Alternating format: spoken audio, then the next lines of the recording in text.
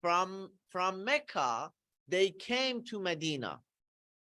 So a lot of immigrants came to Medina because they wanted to be around the Prophet sallallahu alaihi wasallam.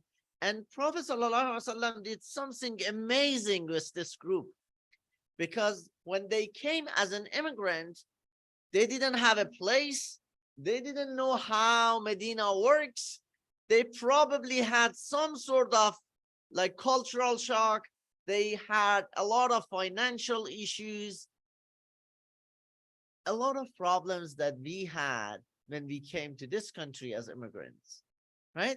So Prophet started this new initiative of giving each family or each brother another brother, and creating an ukhuwah between them with a sigha, like the similar to the way you do contract or you get married when you have a sigha of marriage. This was a different sigha for ukhuwat.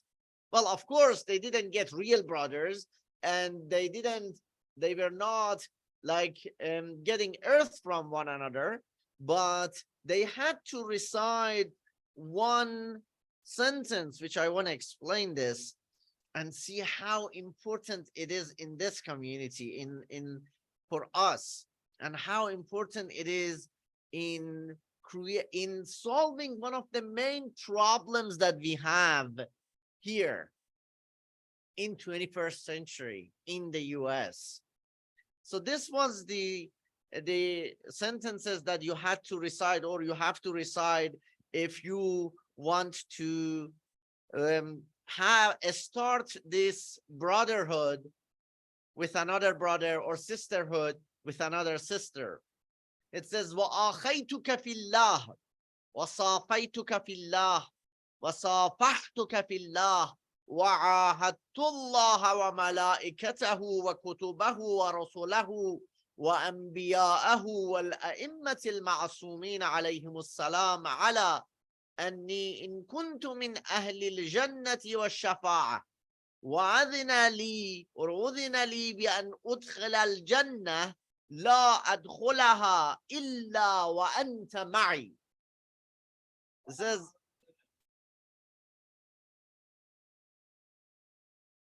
It says, so you give your hand, you shake the hand of your brother, and sisters with sisters, of course, and promise to your sister or promise to your brother that I am shaking your hand in the path of Allah subhanahu wa ta'ala, and I'm promising Allah, and I'm promising malaika and the books of Allah subhanahu wa ta'ala and his messengers and a'imma alayhimus salam, I'm promising, I swear, that if I was min ahlil jannah, if I was going to go to paradise, and I had the ability of doing shafa'ah, I will not go to paradise without you.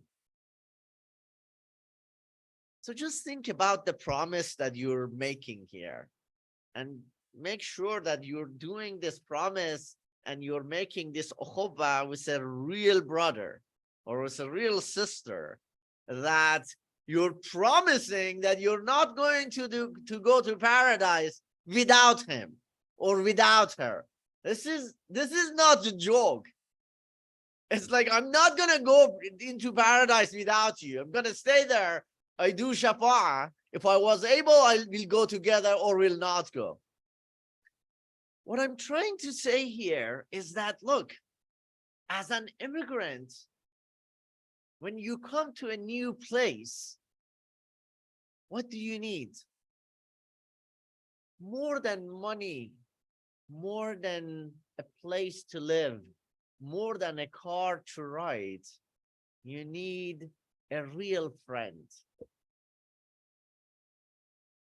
You need a real friend. There has been a lot of studies to find what is the most important problem that people have in the 21st century. The survey says 50% of Americans suffer from loneliness. The same survey says if you go to the younger generation, like Generation Z, right? The same survey says 79% of our youth are suffering from loneliness. You know where this is coming from? They go to social media, and what they see, they eventually start to change their ideas. See, they don't want to share with their parents. They see what they don't want to share with their Maulana. They see what they don't want, or they are fearful of sharing it with anybody around them in their community. What happens is that there are two different personalities are created. One personality that they are not able to share with anybody, and one personality that they come in the masjid and they have to kind of fake it, because what they believe inside or what's going inside, they are not able to share it. That creates a loneliness which does not have a cure if you don't have a good friend. Friendship and the sadaqa is important because of this. Because you don't need any censoring. We censor ourselves, we filter ourselves in front of others, in front of the community, right? The way we talk, the way we dress, the way we act, a lot of things changes as soon as you come to the parking lot of the masjid. Right? The censoring ourselves, hiding what you think is true. A true brother, a true sister is the one that you are yourself in front of them. You don't believe in one thing, you doubt in one thing, there are insecurities that you have, there are secrets that you have, there are haram things that you have done, but in front of this brother, you're yourself. You can share with him or her everything, and he or she still is not gonna judge you. That's a real brother. A real brother who you don't need to be a different person in front of him or in front of her. But that's not the only thing. He or she would be also able to give you advice, to accept you as who you are, but at the same time tell you, well, I think this is the path forward, to help you.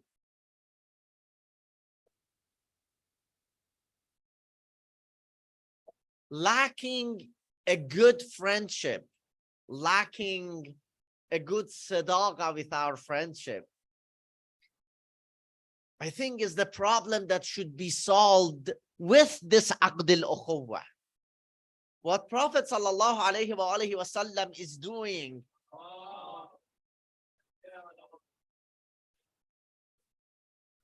in Eid al-Ghadeer is this, is to, he assigns, he says, okay, you and him, she and, right? You know, he's trying to find, this is not about anything about real, like about getting earth or being mahram. No, no, no. This is not this level at all. It's about being able to have a mentor that is not judging you, and you are yourself in front of him and in front of her. How many of you, how many of us have that ideal friend? Aina Ammar. Even Imam Ali alayhi salam, after Ammar was thinking about him, and he would say, oh, I miss, I miss the days that I had with Ammar. Aina Ammar, right? This is my first point. Eid al-Qadir is more about one of the sunan, one of the traditions that we have forgotten. Let's make it alive. Let's make it alive. Recite this Aqd al-Ukhuwa with somebody, right? It doesn't need to be perfect, but still, you can do it, and you can, inshallah, continue and redo it every year. That's what I do. Every year, it doesn't matter those few of my friends who I have recited Aqd al-Ukhuwa with, it doesn't matter where they are, we try to call one another, right? And redo it again. That's one of the sunan that we have forgotten. Recite the salawat.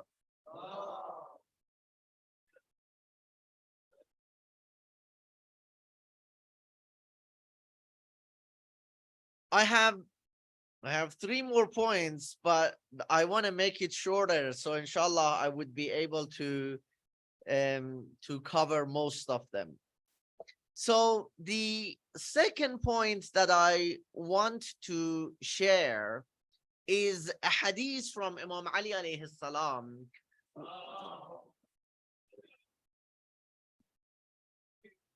which is again very, very practical for all of us. Before asking, before reading and translating the hadith, I want to ask you a question, right? And this is a difficult one, but it helps you to analyze yourself and know yourself better and know some of the problems that you can, inshallah, solve tonight. So your intention be, inshallah, I'm going to get something from this session that, inshallah, I'm going to use it in my life. That should be your intention. So the question is the following. What do you do when you really get angry? You don't need to say it loud, but find the answer for yourself. Some of you may, I don't know. I shouldn't say it, right? Yeah, of course you're not getting physical. Some of you want to avoid it and go, I don't know, to their office and start working.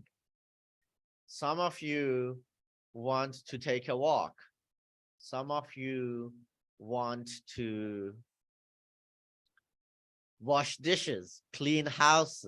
Some of you want to just eat, right? Some people, when they get angry, they just want to eat more.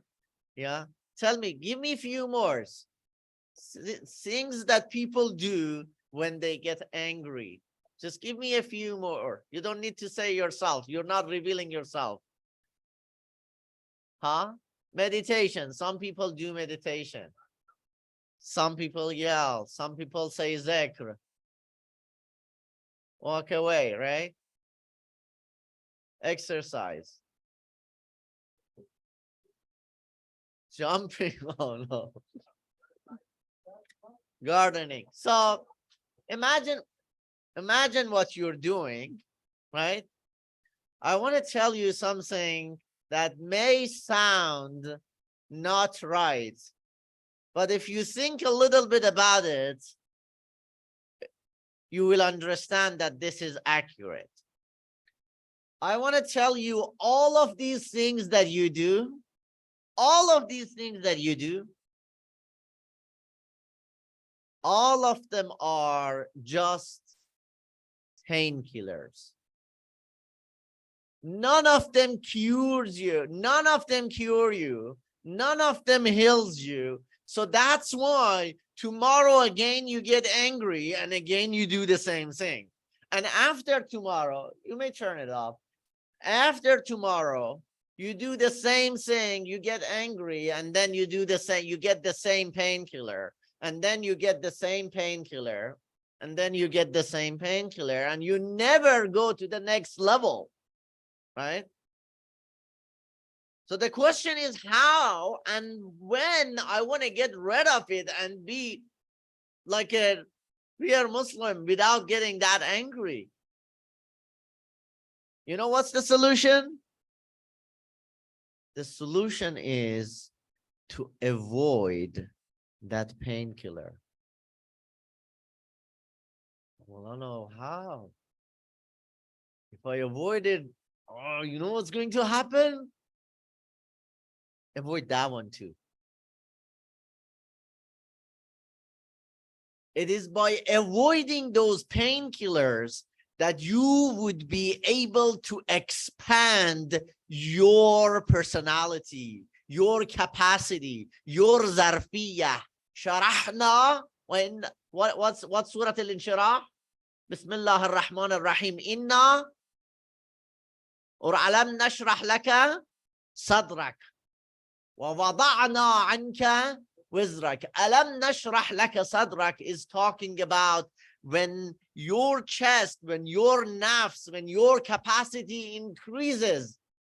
So things that was getting you mad yesterday is not making you mad anymore. But the way that it happens is that you avoid that painkiller and you start expanding yourself. So if yesterday you were getting angry after 5 minutes, today you're getting angry after 10, tomorrow after 10, 20, after tomorrow after 40, after tomorrow after 1 hour. And you're like, everybody is talking me at home. They didn't change, but I'm not getting angry. I don't need that painkiller anymore. Right? This process of avoiding these painkillers that you mentioned, whether it's good or bad, whether you're painting or cleaning house or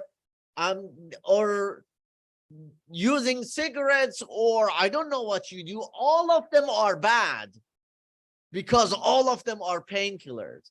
Drinking is a painkiller, smoking is a painkiller, going to swimming pool is a painkiller, walking is a painkiller, going to gym is a painkiller, eating is a painkiller. All of them are painkillers. Yes, some of them are worse than other, but all of them are painkillers.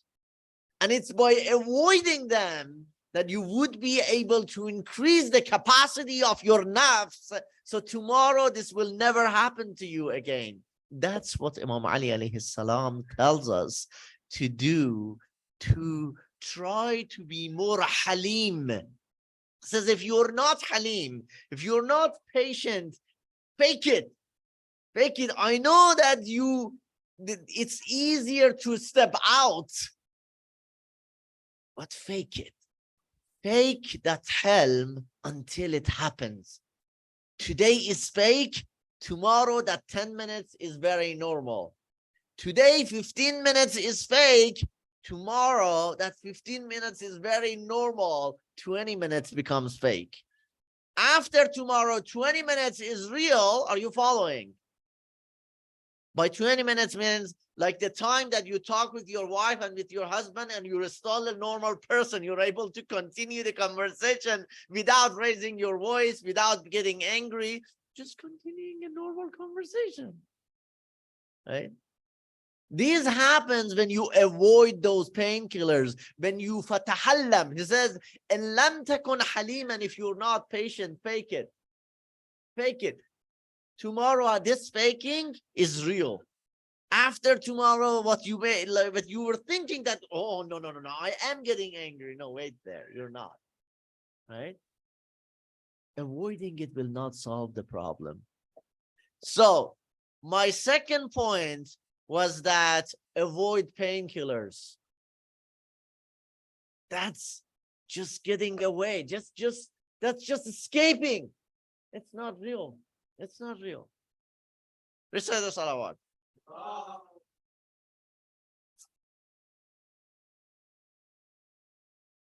I share another point, and I stop for Q and A. I think I'm not going to be able to share all of the four. My other point is again another hadith from Imam Ali alayhi salam.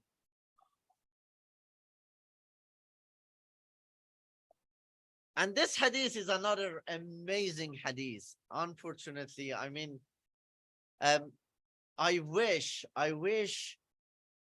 we were able to implement these ahadith in our life. It just give us a better life, better quality of life. It's not even about the akhirah, it's about this world. It's about making Jannah out of this world and taking your Jannah with you to the hereafter. So the hadith talks about the basic alphabet of knowing ourselves, which we have forgotten. When it comes about khud shanasi, when we talk about khud shanasi, when we talk about knowing knowing ourselves and building ourselves, right? And khud sazi, we think that, oh my God, it's like it starts from somewhere that I don't know, so we get disappointed when we don't do it, right? And Ali alayhi salam tells us, look, it's not far away. You know where that is? It starts from here, from your body, from your fingers, from the way that you're sitting right now, from the way that you are looking right now, from the way that you're changing your hands right now. How? Follow me. He says, whatever you have in your soul, whatever you have in your zamir, right? It comes out whether when you're talking or in your body language, basically in your body. So if you reverse engineer this hadith, it means that if you know this body and the way that you act, you can go back to your soul. All of you have heard this hadith. The hadith says, "Ma admara ahadun shay'an hatta dhaharat fi falatati lisanihi wa safahati wajhi." Right? So it says, you're not able to hide anything. Whatever you're trying to hide, it comes out somehow. Right? It comes out like in the middle of your talk, you use a word and oh my God, it came out. Right? Or in the way that you're looking. So that's a good understanding of the hadith. But I want to say there is more to this hadith. If you just change your approach to the hadith, it tells you, it gives you a path to know yourself. Right? Because my dhamir comes out in the way that I act, it means if I understand the way that I act, I can go back to my dhamir. Let me give you an example, right? So I am talking here and you're like sitting back. So you ask yourself, I'm just giving an example. I'm not saying this is happening. You're like, okay, why this happened?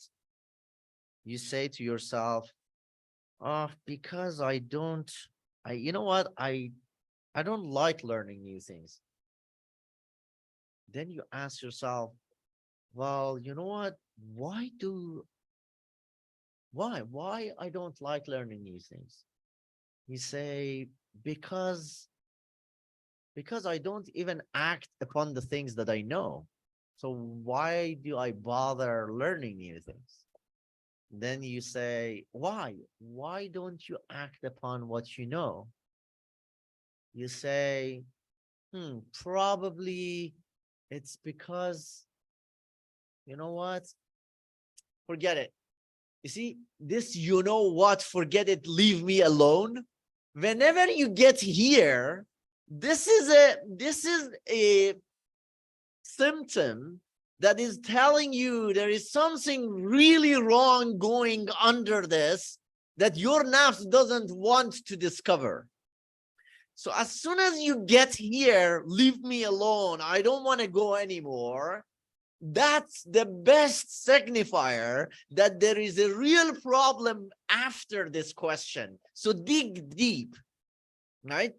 If you dig a little bit more, you're going to find one of your most important problems and the pattern that has been repeating itself through your life, but you didn't pay attention to. And it started from what? A simple question. Why my body reacted like that? You see? And you answer like, oh yeah, because, because I'm just disappointed. I'm not able to change myself anyway. I don't think that I can be a better person. You see, all of these started from just being able to see how your body is reacting. What I'm trying to say is that Imam Ali alayhi salam is trying to tell us that interpreting your body is the first step to understanding yourself and getting clear about how you're responding to different situations. What I'm trying to say is that being aware of what's happening within your body, within your physical reaction to the things around you, this awareness will give you important feedback about your thoughts, about your emotions, about your desires, about core beliefs that is affecting your life every day, but you're not paying attention to. I want to stop here. I shared 3 points. One was about da'wah, about ukhuwah and sighat al-ukhuwah. The second one was about painkillers. And the third one was about how we can know ourselves through body language, and all of them from the ahadith of Imam Ali alayhi salam. I want to stop here and pray, but I would be happy to get, oh, what time is Salat? Okay, we have 5 minutes. We have 5 minutes for probably a couple of Q&A, and then I will pray. Recite another salawat.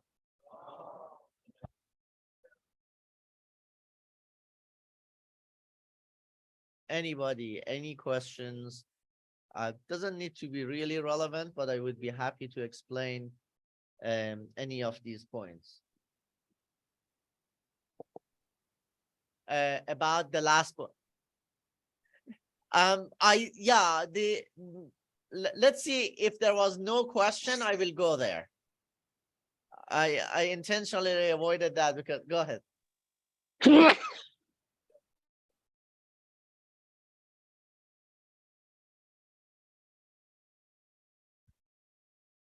All our community has so much love, passion for Imam Ali alayhi salam.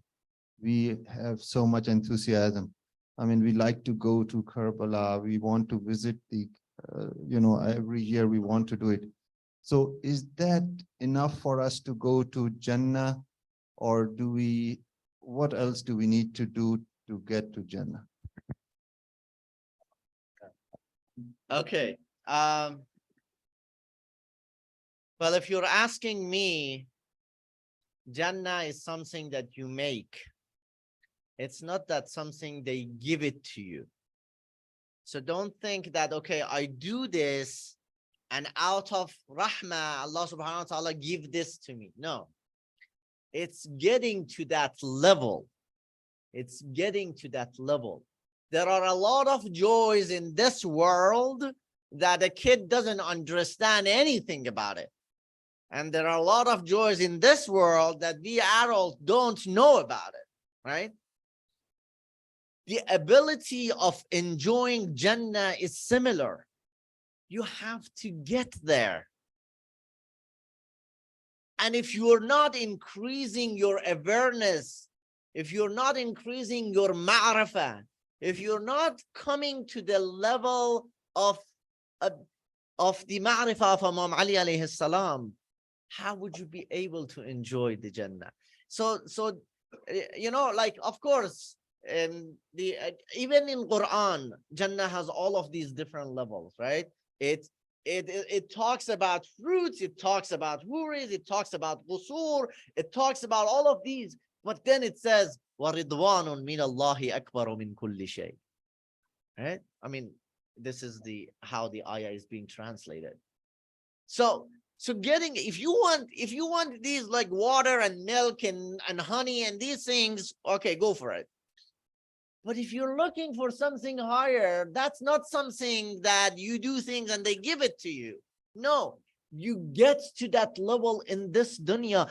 Prophet sallallahu alaihi wasallam has a beautiful hadith about Fatima Zahra salamullah alaiha, right? He says, whenever I see Fatima, whenever Fatima is next to me, it's like I am in paradise, right?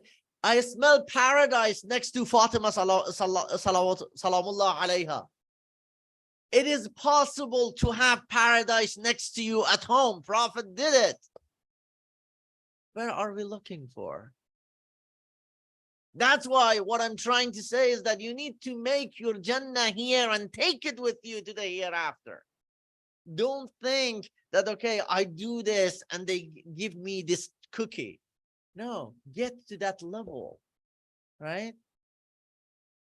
The reward and punishment system that we have, all of them are extrinsic motivations for making us doing something. Look for intrinsic motivations instead of extrinsic motivations. Okay, I stop here. Inshallah, we'll continue. It's salat time. I ask Allah subhanahu wa ta'ala to grant us the love of Imam Ali alayhi salam. I ask Allah subhanahu wa ta'ala to grant us the shafa'ah of Imam Ali alayhi salam. I ask Allah subhanahu wa ta'ala to give us the tawfiq of being the real followers of Imam Ali alayhi salam. I ask Allah subhanahu wa ta'ala to give us a similar hudur al-qalb that Imam Ali alayhi salam had in his salat. Barakat salawat ala Muhammad wa ali Muhammad.